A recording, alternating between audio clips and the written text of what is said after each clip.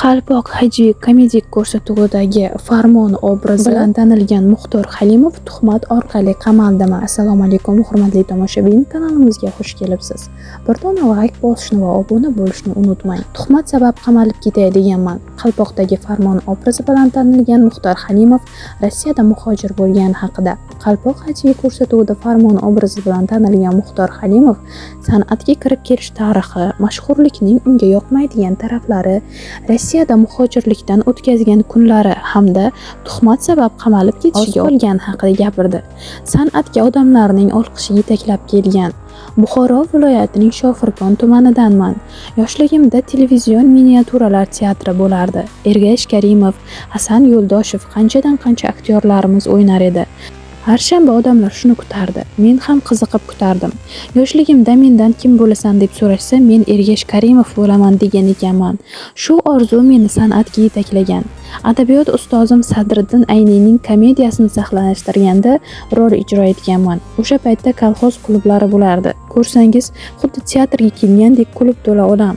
5-6 sinf bolalar edik. Spektakl tugagach, odamlar o'rnidan turib qarsak chalgan. Mana shular ilhom berganmi bilmayman.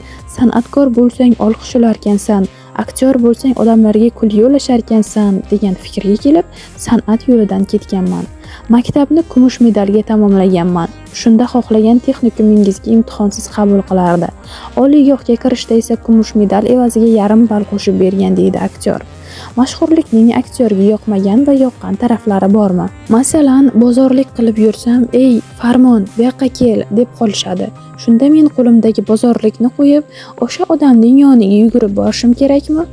Yoki to'y hasham xizmatlarda sensirab, "Ukam, ijoding zo'rda" deyishadi. Men 1962-yilman desam, "Ye, aka uzr" deb qolishadi. Lekin yaxshi taraflariga qarasam, qayerga bormay, qaysi davraga kirmay, Farmon aka keling deb kutib olishadi. Soliq inspeksiyasiga boramanmi, kadastrgami, shifokor qabuligami navbatsiz o'tkazib yuborishadi. Shunchalik hurmatim bor ekan deb o'zimdan faxrlanib qo'yaman. Oshxonalarda ba'zida pul olishmaydi. Bu albatta xalqimizning mehmondo'st, ochiq ko'ngilligidan deydi aktyor. Nonga pulim qolmaganda qattiq yig'laganman. Buxorodan Toshkentga ko'chib kelganimda to'y xizmatlaridan ortib kechqurun taksichilik ham qilganman. Bu yerda hovlimiz qurilishi chala, taksichi hech qachon boy bo'lmaydi. Bugun non yeyishga puli bo'ladi-yu, ammo endi pul yig'dim, biror nima sotib olaman deganda haligi mashina buzilib qolaveradi. Shunday kunlar bo'lganki, ayolim uyda non yo'q deganida mashinam ustada bo'lgan. O'sha non uchun ham pul ishlab topolmaganman. Ana o'shanda ey Alloh, sinovlarimning mukofotini ham ko'rsatgan deb rosta kamga yig'laganman. Soyib Niyozov bilan bir to'yga xizmatga borganimizda o'sha yerda yigitlar bilan gaplashib qoldik.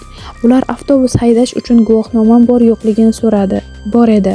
Oradan vaqt o'tib qo'ng'iroq qilib Rossiyada haydovchilik uchun ish borligini aytib qoldi. Bordim. Ishim quruvchilarni ertalab ish joyiga olib borib, tushlikda ovqatlanishga olib kelishadi. $1000 oylik olardim.